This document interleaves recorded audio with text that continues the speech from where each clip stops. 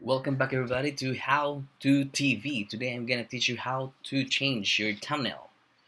So in here we have the YouTube desktop, and make sure that you are logged in with your YouTube channel here. So you have to press this over here and go to the YouTube studio.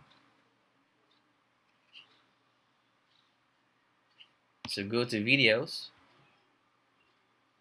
So in here I have a one video because this is a new YouTube channel. So here we're gonna change the thumbnail. So all you have to do is press this one. So it will lead you here. So in here, you gotta choose whatever thumbnail that you want, or like that.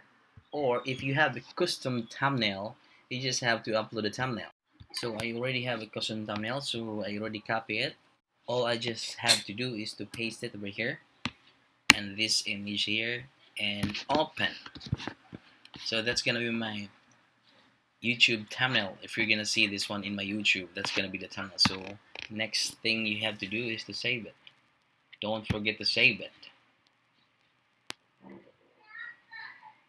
And that's it. Easy.